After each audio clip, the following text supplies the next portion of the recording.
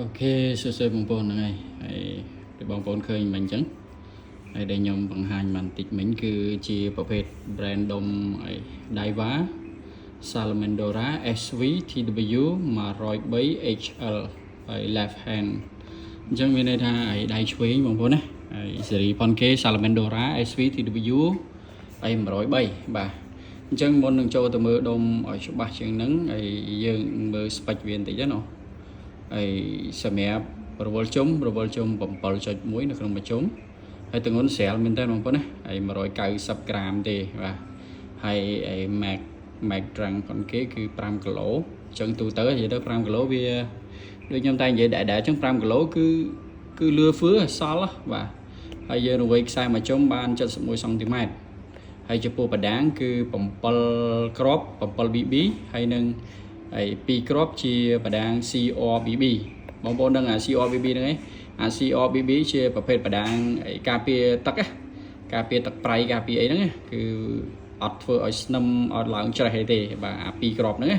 ប៉ុន្តែបដាងនេះគឺប្រភេទបដាងធម្មតា7 BB នេះអញ្ចឹងមាន2គ្រាប់ខ្ញុំគិតថានៅកន្លែង spool ហើយនឹងនៅកន្លែង tension knob ផងវា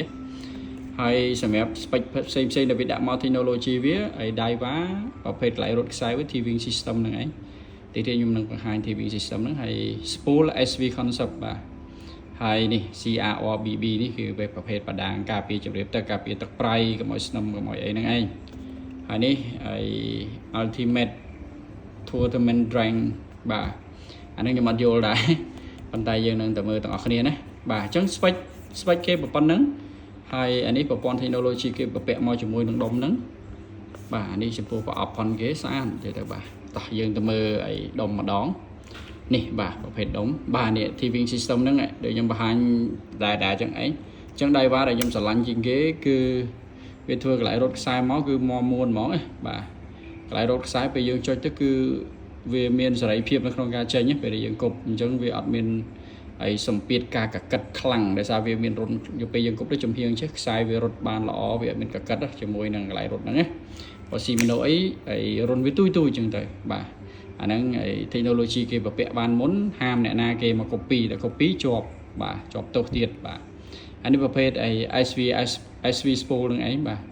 ប្រភេទ Daiwa គឺហើយបើយើងនិយាយពីការគប់នុយបងប្អូនហើយ smooth គប់នុយនៅលើអាកាសពេលដែលធ្លាក់នុយគឺនុយធ្លាក់ smooth វាអត់ធ្លាក់បញ្ញាប់មានន័យថាគប់ច្រាលចឹងទៅវាហោះ smooth វាហោះអត់បខំបាទខ្ញុំអត់ដឹងនិយាយថាម៉េចបងប្អូនយល់ទេប៉ុន្តែគឺហោះអត់បខំទេបាទហើយសម្រាប់អេតារូបរាងផងគេបងប្អូនអាចមើលបានស្អាតពណ៌រាង Iron Man បាទ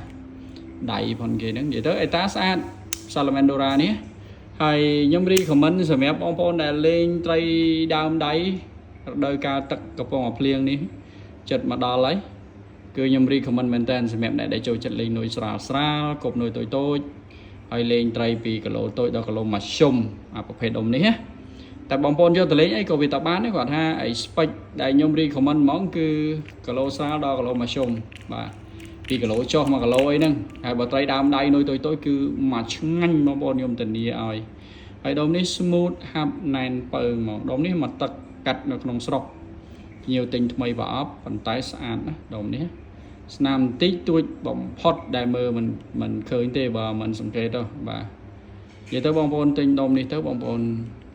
ស្រឡាញ់អ្នកដែលចូលចិត្តលេងនុយប្រភេទត្រីស្រែត្រីដើមដៃអីហ្នឹងគឺត្រូវឲ្យបងប្អូនហើយ full box ណា full box ហើយមាន drag បាទភ្ញៀវលេង drag មកហើយណាបាទដុំនេះអត់មាន drag ទេណាបងប្អូននេះលេងក្រៅណាបាទអញ្ចឹងយើងបាន drag ហើយស្អាតដុំនេះតូចហើយ190ក្រាមស្រាលមែនតើណាបាទហើយ smooth បងប្អូនអ្នកចូលចិត្តលឺ DC ឆ្វេងឆ្វាយនេះអានេះលេងត្រីខ្សែត្រីដើមដៃត្រូវមាច់នុយតូចនុយស្រាលហ្នឹងគឺត្រូវហើយបងប្អូនកាយបងប្អូនហើយអីតាគេប៉ុណ្ណឹងដោយបងប្អូនបានឃើញស្រាប់ហើយបាទអរគុណច្រើន